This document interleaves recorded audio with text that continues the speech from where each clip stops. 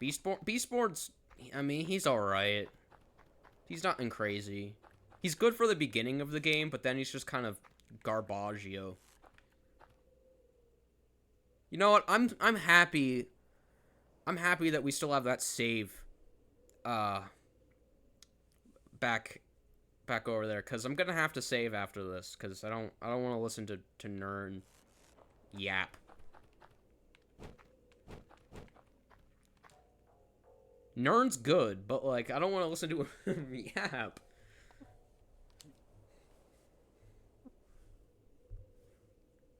No yap dollar. I don't need to be reminded of yap dollar. It's not real if I believe it's not real. My name is Nern. I'm the greatest historian of all time. I've gathered a wealth of knowledge about Olaf and what happened. Many tales. Would you like to hear? Yes, I totally care. I wish you were more enthusiastic. Oh well, I'll tell you anyway. Let's see. Alright, it all started with what I like to call the Flash. I was sitting with my wife, God rest her soul, sipping on sweet lemon tea. I believe it was homemade by my sweet wife, God rest her soul. Oh wait, maybe she bought it from the store in a bottle. You know, like a plastic bottle. Well, hold on now. That would be ridiculous to buy a bottle of sweet lemon tea and then transfer the contents into a glass. Why not just drink it straight from the bottle? I guess maybe so she could put ice in the glass. But then again, making homemade tea would be just that time consuming if not more. That sneaky bitch. Anyway, I'll save that story for later. So I'm sitting on my porch drinking sweet lemon tea from a glass, of course. Ho ho. Then when suddenly a great strangeness fills my body. Something was wrong. I've lived many years and I've never felt something like this before. Do you know what it was? Yup. It was my rocking chair. That wooden son of a gun stopped rocking. So I looked down and realized it was a little rock that got caught in a rock under my rocking chair. What a day. I decided it was time for bed. I had a little bit too much excitement for one day, ho ho. I slid into my jammies, brushed my teeth, and said my prayers. As I was climbing into bed, I noticed my wife, God rest her soul, brushing her teeth. Brushing her teeth? Her hair in the bathroom. As I peered across the hall, my body swelled up with emotion. Why can't I be married to an attractive woman? Is it me? My bank account? I'm a tall guy. I work out 40 minutes a week. Is that not enough? Now, my neighbor at the time, Tom Forknight, was very short. His wife, Karen Forknight Plateburger, yeah, one of those women. She was more attractive than my wife. I'd say she was a soft 6, whereas my wife was a hard 4. What's the deal? I thought women liked tall men. Why was Karen with him? Anyway, my horse of a wife, God rest her soul, crawled into bed next to me. She decided to leave the bedside light on so she could go read her book. It was one of those romance novels again. Give me a break. As if I don't already feel inadequate enough. Not only do I have to compete with Tom, now I have to deal with these fictional hunks. Ay ay ay! At this point, I thought I already suppressed the urges of intimacy. I rolled over and tried to sleep. Her bedside light was only of minor annoyance. I was able to drift off. Then I woke up to a big flash of light. That's about it. My throat hurts now. My throat, really hurts now. No. I can tell by the way you're walking away, you don't want to leave. If you really want to hear another story, I'll tell you. Once upon a hot summer night, sometime in July. Was it July?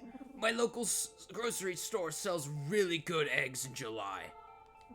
I don't know why. Do chickens operate better in heat?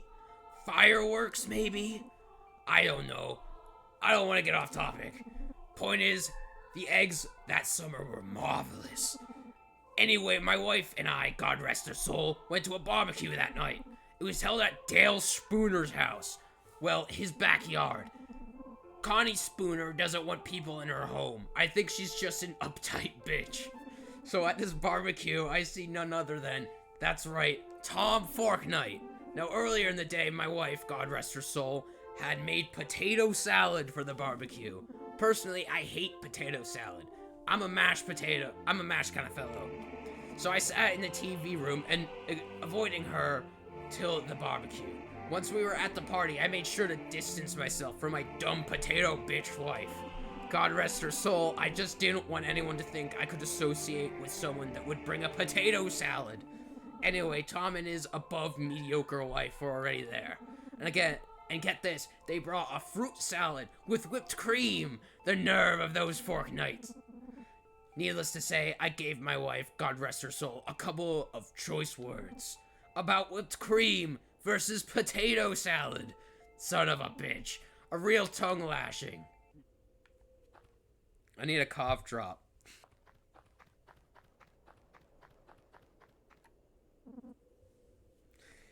Well, hello again. Funny seeing you here. What, are you following me or something? Anyway, I often wonder what all happened here. What was that big flash? Why are we here? Even our night and day cycle is odd. Sometimes days last ages and nights come rarely. And these strange clouds. So strange. What happened to our Earth? Oh well, enough of that boring stuff. I once had a real kooky day at the doctor's office. I was waiting in the room reading a teen magazine.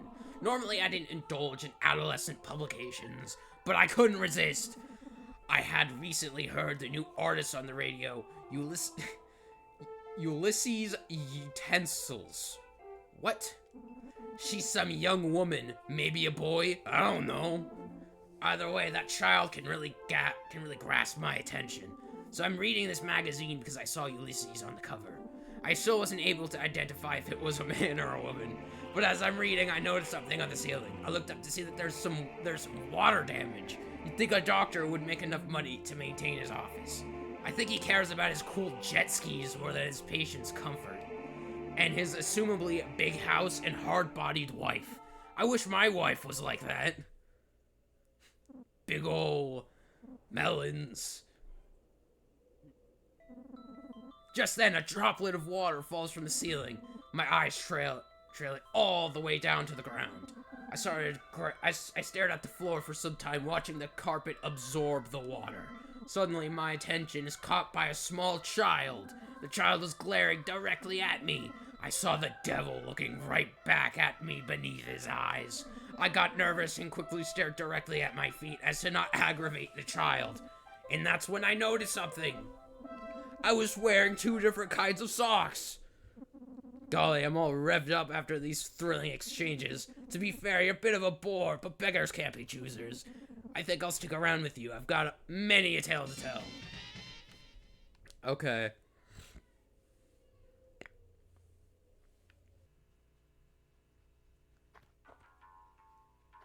Oh, what's the chances that a snake's gonna bite me?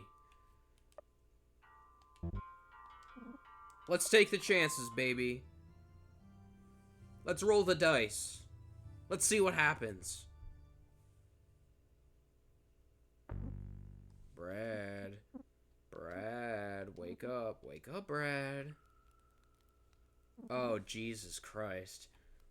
Brad isn't born. It's something I remembered about Olathe. Something about our past. There you are. Now you're awake, I must remind you. It's my roof all sheep in the middle of our conversation, Brad. Next time, just tell me you're ready and I'll... Okay. I'm not one for wasting people's time. Ho ho. More importantly, I was getting to the point of everything we discussed earlier tonight. I have a theory, Brad. Based on all my research. Based on what we know, we know at least one female still exists. Or should I say, is alive. For now, I suppose. Based on all this, I believe that women, and by the way, before you pass any judgment, I have to add, I've done a ton of research. Man. Life after the Flash has been totally surreal. Honestly, none of this makes any sense, bro. And the more I hang around you, Brad, the worse it gets. I'm really starting to wonder if you've taken so many of those drugs, you're starting to become a drug yourself. I start to see and feel very weird things around you. Scary. And very hard to resist, I must say. In fact, I'm starting to notice that the light reflects off of your bald, shiny head in the same way it reflects off of a joy pill. Could this be a connection? Or is it just how light reflects off of perfectly round surfaces? I'm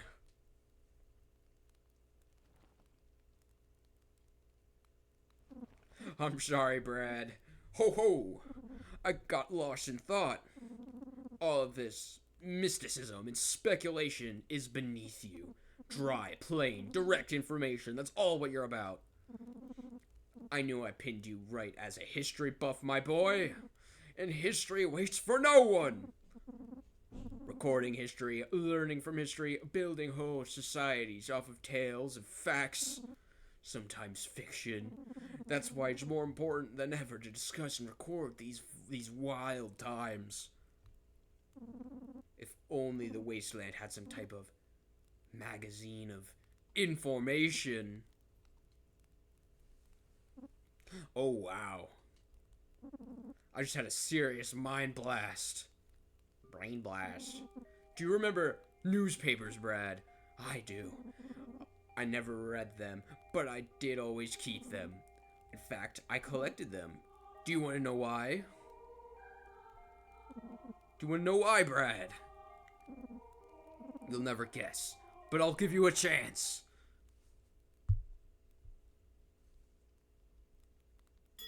Coupons, Brad! I loved coupons. I mean, heck, it's why I married my trough-sucking wife in the first place, God rest her soul. She loved coupons almost as much as me. I had stacks and stacks of newspapers, all full of coupons. Each newspaper had anywhere from 1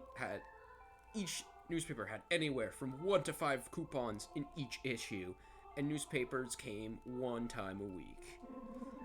On a good month, you could get 25 to 200 coupons a month if you factored in my private hoard. I'll tell you what, bratty boy, if I could have just one thing from before the Flash, just one thing, it would be newspapers. I'd love to wake up at a campfire with a tight-wadded little newspaper all rolled up, just waiting for me, squeezed together by a bouncy rubber band that's just barely too tight. Pages ready to burst out, coupons begging to be drenched in my penny-pinching gaze. Golly, I'd trade the filthiest of mags for one last newspaper. Hell, I'd cut my own arm off for a newspaper. Maybe both of them. Oh, gracious me, I had so many dailies. Oh, right. You're uninitiated. Us in the CCC, the coupon collecting community, we called newspapers dailies for short. Newsies, papers, newspaps, the rag, the weeklies. The news. And for coupons, we'd call them clips. Like bullets. Clippies, clippings, discount documents, thrift tickets, bargain bills, a legal license to loot, certificates to save. Oh, those folks taught me a lot about couponing. I'm embarrassed to admit, but did you know when I would go to the supermarket, I would bring all my newspapers from home. I'd fill a whole cart with just newspapers full of coupons every time I went. Ho ho! One day a woman came up to me. One day a woman came up to me while I was shopping and handed me a pair of scissors and said, "You should buy these scissors." In my head, I said, "You should mind your own business." When the moment I ended up saying, "Shut the fuck up, you scissor-peddling hag. Can't you see I'm busy having a bad day?" She ignored that and took the time to explain to me that I could clip the coupons and leave the worthless newspapers behind. Wow! What a woman. I ended up marrying her. Turns out you can be rude to whoever you want and still find love. You just need to keep being mean until you find that special someone patient enough to tolerate it. What I'm saying is, well... Hey, sorry, Brad. It's just... My eyes adjusted to the dark now, and... Well, not to be rude, but... You have a lot of blood on you. In your beard, on your clothes. You smell like blood, too. It's just... It reminds me of a childhood friend. Rodney Dunkhausen. Red Rod, we called him. Or was it Rad Rod? That's right, Rad Rod, because his red hair was so radical. Ho! I had so many great stories about that goof, but those will have to wait for another time. All this back and forth has got me tuckered out. You should get some rest.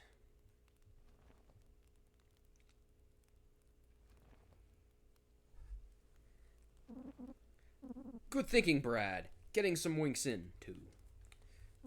Sleeping is... important.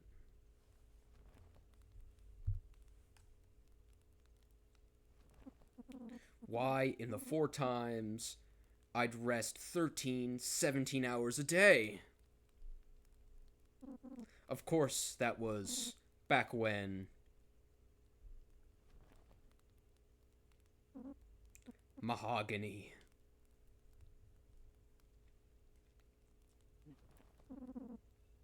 What was I just talking about? Oh yeah, Rad Rod. Rude and red he was. Just like my slop sippin', coupon clippin',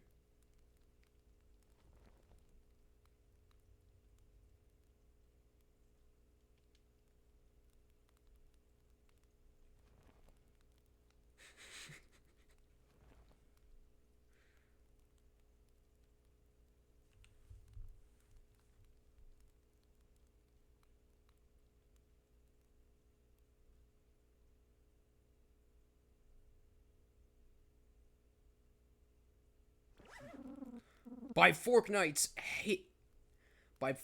heaving bosom, what is that? Ah, sorry, Brad. I swear I just felt a spider crawling on my face. Must have just been a twitch of the old mustache whiskers. You know, I'm surprised you're still awake, Brad. Well, since you're having trouble turning in anyway, I suppose you wouldn't mind hearing just a bit more about old Roddy, would you? I remember it like it was 40-something years ago. And it was! Rod shook me awake, big mane of red hair whipping to and fro. Whoo, boy! He's shouting, shaking like a leaf blower. I found it! How in the world got so arsed up? He's too close to my face. Mind and the way he's talking is annoying me. Kinda erratic. What kind of person says arsed in the heat of the moment? Arsed. See? Arsed. See? It feels weird for me to say it even now.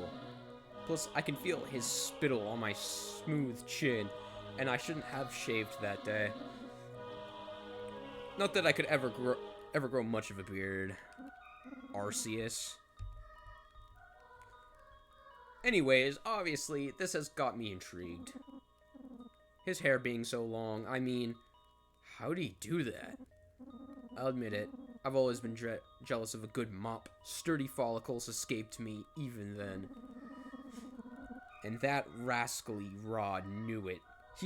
That wasn't the first time he shoved those thick strands in my face like that. Now, when was that first time? Must have been 20 or 50 years ago?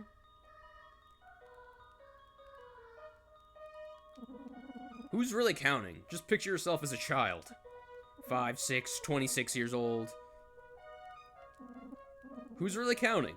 Just picture a much younger Brad.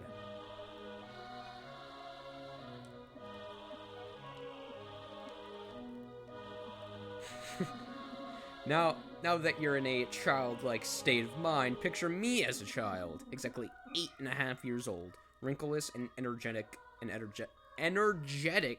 I was. Ho ho! It was the summer of 80, 90, summer of 98, summer of an empty-headed bitch. What year was it? Ah, forget it. I'm not big on details anyway. You're just going to have to deal with that, Brad.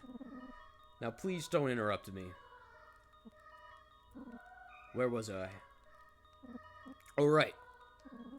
It was my first time going over to Rad Rod's house. Now, I was the kind of kid who usually kept to himself, you know? Never been the best at talking with people. Can't come up with enough to say, you understand. But I'd work up the courage at that point to brave a sleepover. So I get over to Rodster's place, and I knock 3 times. But it isn't my pal who answers the door. Well, I thought it was Rod at first, with that mess of ginger on his top.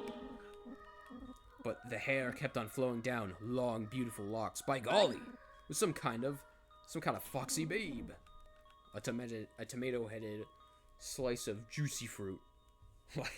What's this guy talking about? Or is it a vegetable? I took juicy fruit as like the gum, not the shit. Or tomatoes, fruits, or vegetables. Either way, she was a 7. Maybe even an 8 if it came with some garlic bread. Hair so saucy you could eat it. Is that redhead Rod's snack of a sister or his dish of a mom? It's one of those mysteries I ponder in the rare moments I get to myself these days. But you can bet your spaghetti she showed up in my dreams that night. That is until Rad Rod, the carrot-topped bastard, shook me awake in the middle of the night. Exactly how you interrupted my sleep just now to talk about discounts and girls and junk. He kept babbling on and on about seeing the polka dot man right outside his window. He was so close to my face I couldn't bear it. Our prepubescent whiskers were practically touching. That is one hell of a word. The stench of his dumb kid breath sent tingles of disgust down my spine. What's that? I don't remember the polka dot man. You don't remember the polka dot man? That old urban legend about the greasy guy in the suit creeping around at night? Yeah, he had a polka dot tie on or something. Who cares? That's not the point. The point is, it was just typical radical Rodney vying for attention.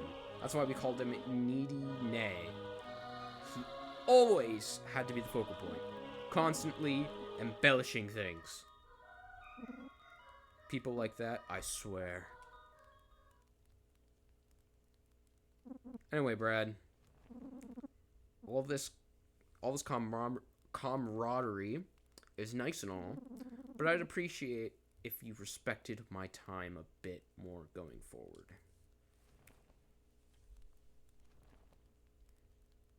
Nice. Nice. You don't feel very well rested.